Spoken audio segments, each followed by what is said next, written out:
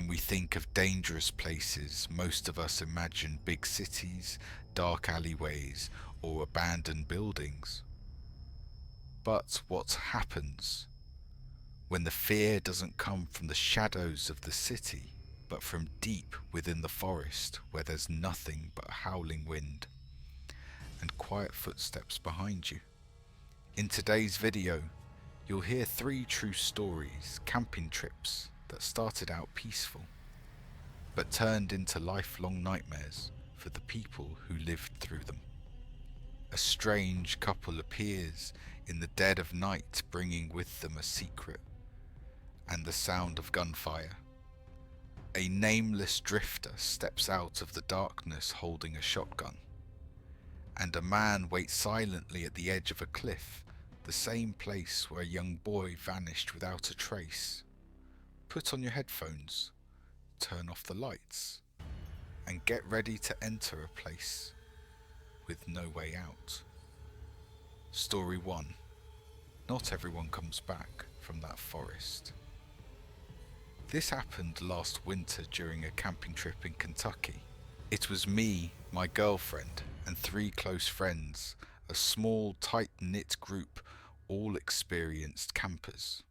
We arrived close to midnight on a Friday, the forest blanketed in thick fog, with only a few scattered lights from other tents faintly glowing in the distance. There were 2 other campsites nearby. One was a young couple set up a few hundred meters to one side of us. The other was an older man camping alone on the opposite side. We had just finished setting up our tent when someone stepped into our flashlight beam. It was the girl from the couple. She didn't look okay. Her eyes were empty, her skin pale, and she had small scratches all over her arms like she'd clawed herself. She introduced herself in a flat, almost emotionless voice. We replied politely, but none of us could ignore how strange the air around us suddenly felt. Then I noticed him. A man standing just a few meters behind her, barely visible between the trees. It was her boyfriend. He didn't approach. He just stood there in the dark, silently watching us, not blinking. After a while, the girl said she had to go and walk back to their car, but instead of leaving, the car circled around and parked right next to our site. Then the headlights turned on, blinding us, shining directly into our faces. Out there in the middle of the woods, that kind of light doesn't illuminate. It erases everything around you, like someone wants to watch you without letting you see them. Then they drove off. No goodbye, no word. About 3 hours later, we were in our tent about to fall asleep when we heard screaming from their site, yelling, glass breaking. Then silence, and then 2 sharp popping sounds. Pop, pop, clear, close, like gunshots. My whole body went cold, like the blood stopped moving inside me. None of us dared to move. We just sat there, frozen, straining to hear anything from outside. Minutes later, we heard a car engine, gravel crunching violently as it sped away, rocks pinging against our tent fabric. We thought that was the end of it.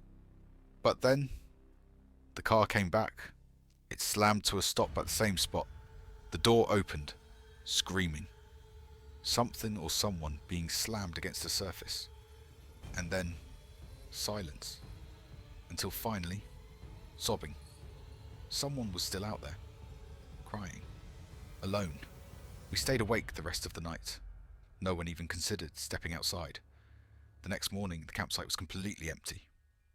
No people, no car, no gear. Just a patch of flattened dirt, like something heavy had been dragged away. As we were packing up to leave, the older man from the opposite site walked over. He didn't ask anything about the night before.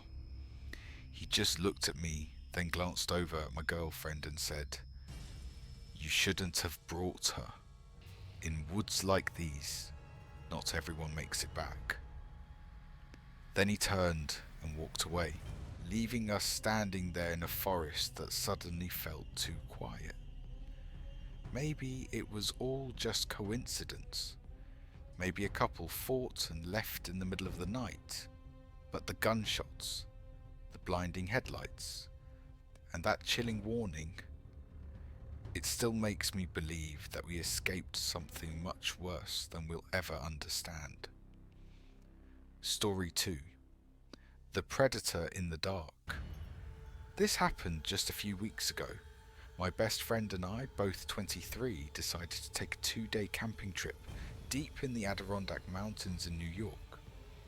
We're both experienced outdoorsmen, hunting, fishing, survival, so we felt totally confident in the plan. We hiked about 5 miles into the forest, arriving at a small lake that showed no signs of recent visitors. No cell service, no artificial sounds, just wind trees and insects. We set up camp, built a fire, cooked dinner. Everything was going smoothly until around 10:30 p.m. While sitting by the fire, I noticed a flashlight moving across the far side of the lake. At first, I assumed it was a night hiker, rare but not unheard of. But the light didn't go away. It kept moving around the lake toward us. We started getting uneasy. This deep in the woods, with no other campers nearby, there was no reason for someone or a group to be wandering at nights without gear or shelter. When we realized the light was heading straight toward our site, we grabbed our weapons and left the tent hiding behind a row of trees about 50 meters back. I carried a small axe. My friend had a .22 just for self-defense, not aggression. A few minutes later, the flashlight beam landed directly on our campfire. Then, a man stepped into view. He was broad-shouldered, thick beard, probably middle-aged, and in his hands was a pump-action shotgun. He walked around our camp slowly, like he was inspecting something. Then, he stepped inside our tent. We locked eyes. Our hearts were pounding, and in that moment, all I could think was, he knows we're out here. A minute later, he stepped back out and shouted, "I know you're hiding. Come on out, stop playing games." No one replied. Then he added, "I'm not kidding around." And then boom, he fired into the woods. The blast hit the ground less than 30 feet from where we were hiding. I nearly threw up. My friend whispered, "I can shoot. Right now. Do you want me to?" I shook my head. "Only if he sees us. Otherwise stay quiet. Don't make him snap." He started waving his flashlight around wildly, shouting a name we didn't recognize. "Andy, that's you. I know you're out here." Then out of nowhere, he grabbed my friend's backpack, still hanging near the fire, and hurled it into the flames. Next, a few shirts and pants followed. We held our breath. I gripped the axe so hard my hand was bleeding. Finally, as if bored or frustrated, he turned and walked away. By then, it was almost 2 a.m. We waited until his flashlight fully disappeared on the far side of the lake. Then we rushed out, grabbed whatever we could salvage into my backpack, and ran full sprint through the dark woods, retracing the trail to our car. We reached it just as the sun was rising, then drove straight to the nearest police station to report what happened. They took our statement, said they'd notify forest rangers, but we never heard anything back. We still don't know who he was. A lunatic, a stalker, or worse. A killer choosing his next victim, I don't know. But ever since that night, I swore I'd never camp somewhere isolated again. Story 3. The Figure on the Cliff. I spent most of last summer and fall camping and fishing throughout the winter mountains in Utah. A wild, beautiful place that always left me feeling slightly on edge. I'd heard the stories, rumours about people going missing, strange sightings, even a Boy Scout who vanished without a trace near one of the lakes I often visited. But I brushed it off as coincidence or exaggerated imagination, until last summer when two close friends and I picked a new lake in the Cubit Basin area for a short trip. The spot was deep in the wilderness and rarely visited. It was midweek, and we were completely alone, just the three of us, and a large hunting dog that always stayed a few paces ahead, sniffing everything like a scout. We hiked in about 3 miles, crossed a rocky ridge, and set up camp beside the lake. The first 2 nights were perfectly peaceful. No strange sounds, no other hikers.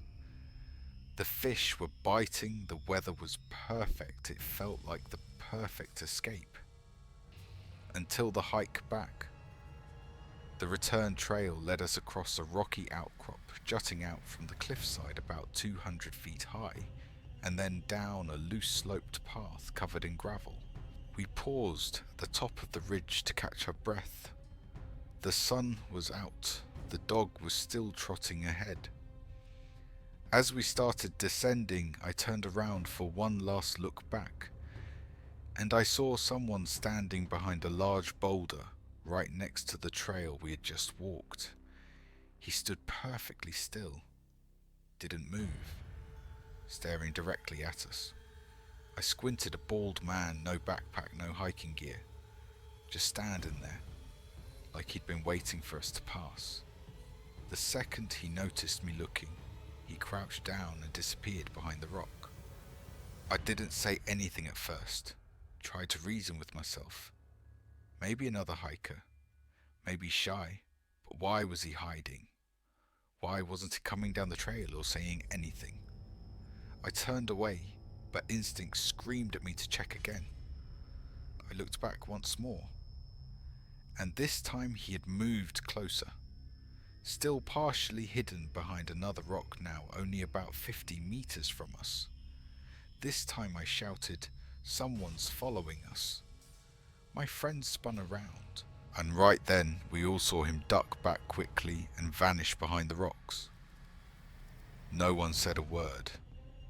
We just started running like something was right behind us. The dog didn't bark, didn't growl, but as we neared the trailhead he kept looking back, ears stiff alert, like he still smelled something wrong. We jumped into the car, locked the doors, and didn't stop driving until we were far from the forest. A few days later, I looked up more about Cubit Basin, and I was stunned to learn the exact lake where we camped was the last known location of that missing Boy Scout over a decade ago. He was seen walking from the lake and never made it back. I don't know who that man was. A stalker, a recluse, or something else entirely. But I know one thing for sure, I'm never going back. There are places in the wild where nature isn't the scariest thing. It's the thing watching you silently, just waiting for the moment you look away. 3 stories, 3 encounters with an unnamed fear, and maybe just 3 people lucky enough to make it back and tell the tale. But what about you? Next time you're out camping in the woods, will you dare look back when you feel someone following you? Thanks for listening. If you've ever had a real-life scary experience, share it in the comments. Who knows? It might be featured in the next video. Make sure to subscribe, hit the notification bell, and as always, turn off the lights. Put on your headphones, and never go camping alone. Or